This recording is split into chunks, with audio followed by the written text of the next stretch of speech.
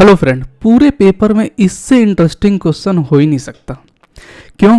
क्योंकि इसमें जो प्रूफ करना है बस 2-3 फॉर्मूले लगाने हैं और आपका क्वेश्चन बहुत ही प्यार से हो जाएगा। लेकिन उससे पहले आपको फॉर्मूला आना चाहिए ऑल ऑपरेटर्स का। देखिए फ्रेंड, क्वेश्चन हमसे क्या कह रहा है कि proof that mu square plus यहाँ पे is equal to 1 plus central का स्क्वायर अपॉन में 4। ये म्यू का साइन हो गया, ठीक है। इसे एवरेजिंग ऑपरेटर भी कहते हैं। और ये सेंट्रल का हो गया।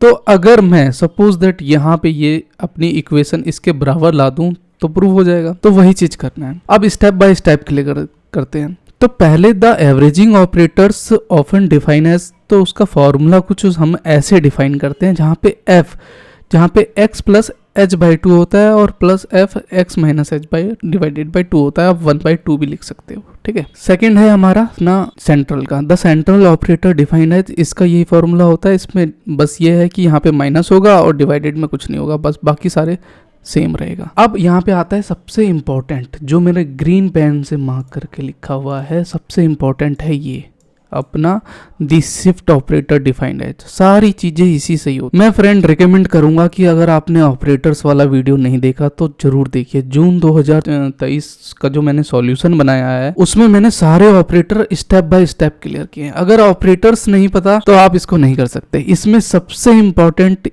ई का ही रहता है जो शिफ्ट है।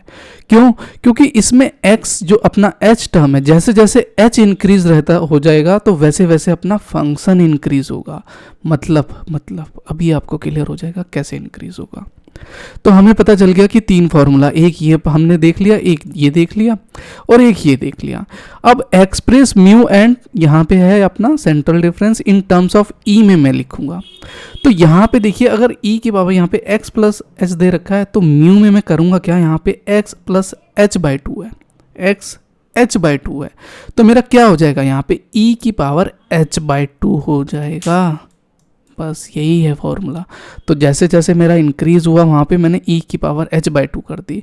अब यहाँ पे e स्क्वायर होता 1/2 होता तो डिफरेंट तरीके से मैं इसको वैसे ही इंक्रीज करता जाता। तो ये वाला जो अपना e h बाई 2 लिखा, तो जैसे मेरे फॉर्मूले के अकॉर्डिंग था, यहाँ पे प्लस लिखा और यहाँ पे x माइनस क्या है h बाई 2। तो मैंने क्या लिखा यहाँ पे e माइनस एच बाई 2, मतलब ये मेरा माइनस एच बाई 2 है तो मैंने माइनस एच बाई 2 लिख दिया यहाँ पे। फिर इसके डिवाइड में 2 है तो मैंने 2 लिख दिया यहाँ पे। तो ये वाला तो क्लियर होगा कि मैंने इसको ई टर्म में कैसे लिख दिया। ये क्लियर है आपको।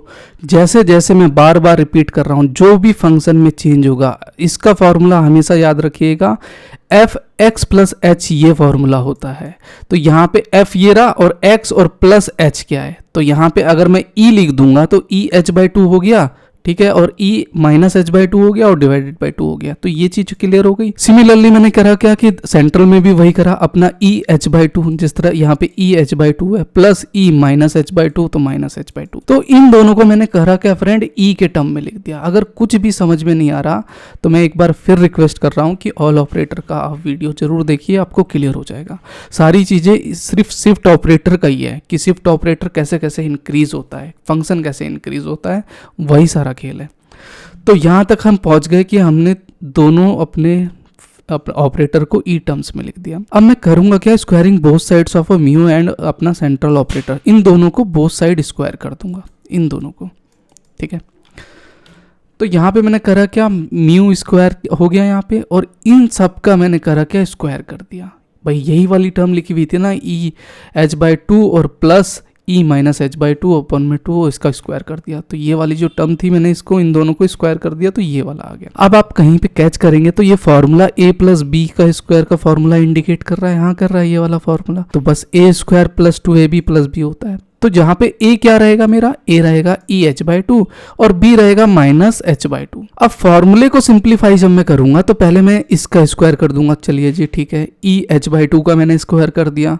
फिर प्लस में क्या है 2 है इंटू a, तो a क्या है e h बाई 2 है। फिर क्या है इंटू b, तो b क्या है e माइनस एच बाई 2 है, चलिए जी। फिर प्लस फिर b का स्क्वायर, तो इसका स्क्वायर मैंने यहाँ लिख दिया। अब h बाई 2 में यहाँ से 2 से 2 कैंसिल हो गया तो e h बचा और +2 में यहाँ पे इन दोनों में क्या कॉमन आ रहा है, ई कॉमन आ रहा है, तो मैंने ई ले लिया। तो ब्रैकेट में h/2 इंटू -h/2 दोनों आपस में ये क्रॉस हो गए, तो क्या बच गया, 1 बच गया, और प्लस EH/2 ये भी कट गया, तो E - h/2, तो मेरी क्या निकल के आया, तो यहाँ पे EH बच गया, 2 इंटू यहाँ पे 1 है तो 2 ही रहेगा, प्लस E - h बच गया। तो ये वाली टर्म मैंने यहाँ पे लिख दी EH+2 प्लस E - h। इसका स्क्वायर करेंगे तो 4 होगा, तो मैंने 4 लिख दिया। तो मेरा म्यू स्क्वायर का जो सिंप्लीफाई करके आया बोथ साइड स्क्वायर में, ये आ गया। यहाँ तक क्लियर है। अब इसके बाद मैंने करा क्या कि दूसरा वाला जो था अपना सेंट्रल का, उसको भी सेम इसी तरह करा। तो मेरे को पता है कि इसको भी सिमिलर ही करूंगा, तो बस यहाँ पे प्लस है तो यहाँ पे अपना माइनस आ जाएगा, तो यहाँ पे माइनस आ गया। वैसे मैंने सिंप्लीफाई करके दिखा रखा है, आप चाहें तो देख लीजिए। तो यहाँ पे भी सेंट्रल पे EH-2 प्लस E - h आ गया। अब मैंने करा क्या फ्रेंड, इन दोनों को बोथ साइड को 4 से डिवाइड कर दिया, तो यहाँ पे भी 4 आ गया, यहाँ पे भी 4 आ गया, और यहाँ पे भी 4 आ गया। ठीक है जी, 4 आ गया। तो मैं अपने क्वेश्चन को देखूंगा कि मेरा क्वेश्चन जो कह रहा था यहाँ पे 4 कह रहा था, तो इसीलिए मैंने इनको 4 से डिवाइडेड कर दिया, सो दैट कि मैं अपने क्वेश्चन के क्लोज पहुंच जाऊं। फिर यहाँ पे +1 भी है, चलिए जी ठीक है। फिर मैंने करा क्या कि चलो एक और ऐड कर देते हैं, नाउ ऐड 1 बोथ साइड, तो दोनों तरफ मैं ऐड 1 कर देता हूँ। भैया मैं तो अपना क्या कहते हैं, फॉर्मूले के अकॉर्डिंग ही जा रहा हूँ ना, लीगल थ्रू की तरफ जा रहा हूँ। तो इधर भी प्लस किया, इधर भी प्लस किया, तो यहाँ पे +1 यहाँ पे आ गया अपना सेंट्रल स्क्वायर अपॉन में 4। तो मेरा फॉर्मूला ये क्या कह रहा था, ये चीज़ ही आना चाहिए, 1 प्लस सेंट्रल स्क्वायर प्लस 4। ठीक है, तो यहाँ पे ये चीज़ तो ये आ गई, लेकिन ये इसके बराबर होना चाहिए। तो अभी देखिए, तो यहाँ पे इसमें मैंने करा क्या कि +1 करके EH2 E - h अपॉन में 4 कर दिया। इसको सिंप्लीफाई करेंगे तो ऊपर वाली यहाँ पे 1 से 4 हो गया, इंटू हो गया, तो यहाँ पे 4 प्लस EH-2 E - h आ गया। भाई ये वाली टर्म यहाँ पे 4 आ गई, तो ये आ गया, और डिवाइडेड में हमारा एलसीएम कितना है, तो 4 ही है। अब 4 में से -2 जाएगा तो प्लस का 2 आ जाएगा, तो EH+2 आ गया यहाँ पे, और प्लस E - h आ गया, और डिवाइडेड में क्या है, 4 है।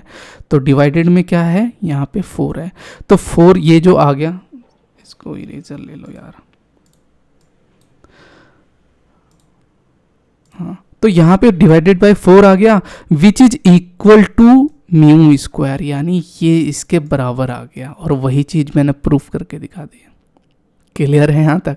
तो देखिए ज़्यादा कठिन नहीं था, बस यही था कि इसको इसके बराबर करना था, तो मैंने ये चीज़ ये प्रूफ करके दिखा दी, जो यहीं यहाँ पे आ गई टर्म मेरी। तो बस यही था। बाकी कोई भी डाउट हो तो आप मेरे को कमेंट करिएगा, मैं डेफिनेटली उसका रिप्लाई करूँगा। बाकी अपने साइंटिफिक कैलकुलेटर हम कैसे यूज़ करते हैं, ये सब वो सारी चीज़ें मैंने डीपली अपनी जून 2023 के सॉल्यूशन में बता रखी है फ्रेंड। वो प्लेलिस्ट अगर आप एक्सेस कर लेंगे तो आपको बहुत ज़्यादा हेल्पफुल होगा। तो मिलते हैं ऐसी नई इंटरेस्टिंग वीडियो के साथ में, तब तक के लिए बाय बाय।